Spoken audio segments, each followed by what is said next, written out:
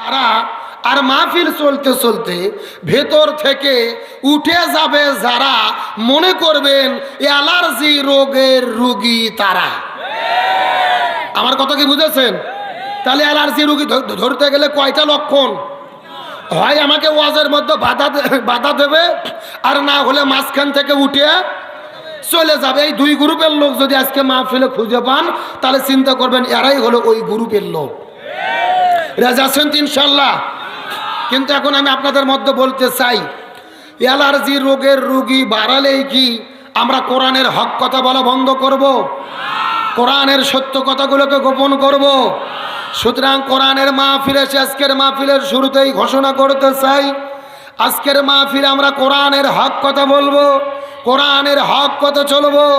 সম্মানিত সভাপতির মনমতো বক্তব্য হবে না, কমিটির মনমতো বক্তব্য হবে না, প্রধান অতিথির মনমতো বক্তব্য হবে না, বক্তব্য হবে কোরআন থেকে, রসুলের সুন্নাহ থেকে। সুতরাং কোরআন সুন্নাহর হক কথা বলবো, হক কথা চলবো।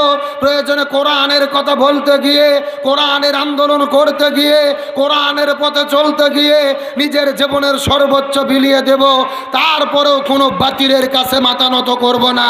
কারা কারা রাজি আছেন? দুটি হাত আল্লাহকে তুলে দেখান।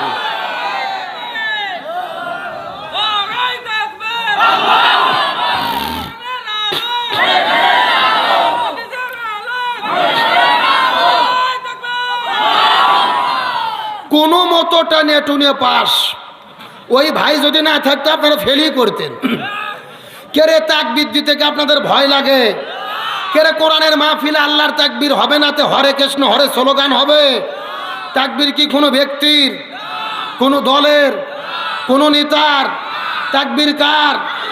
ওই আল্লাহ নিজেই কোরআনের মধ্যে বলেছে, ওয়া রব্বাকা ফাকাব্বির, তোমরা আল্লাহর নামের তাকবীর দাও।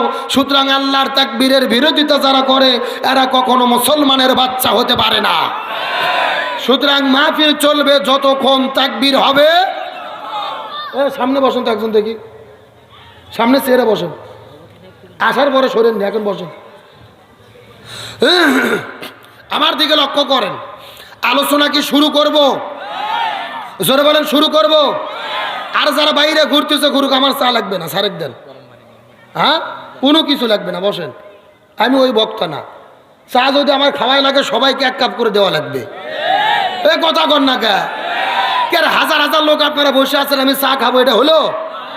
একদম না, কোনো চা লাগবে না, বসে থাকেন।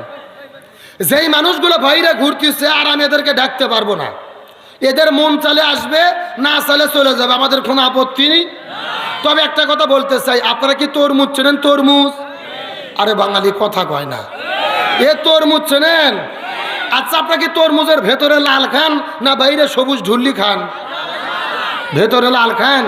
তার কারণ মজা কার ভেতরে? ভেতরে লালের মধ্যে ওই যে রাস্তাঘাটে যারা ঘুরে বেড়াচ্ছে ধারে থেকে, শিয়াল আর ওই ছাগলের মতো ভুলকি দিয়ে দিয়ে দেখতেছে, এগুলো হলো তরমুজের ঢুল্লি খাওয়া পাটি। এ কথা কর না কে? আরে মজা বুঝতে গেলে ভেতরে ঢোকা লাগবে, বাহিরে মজা পাওয়ার কোনো সুযোগ। আল্লাহ দোয়া করে আল্লাহ এদের আসার এবং বসার মতো তৌফিক দিক, বলেন আমিন। এখন আপনারা যদি অনুমতি দেন, আমি সরাসরি কোরআন থেকে তাফসীর শুরু করতে চাই। আপনারা কি রাজি আছেন ভাই?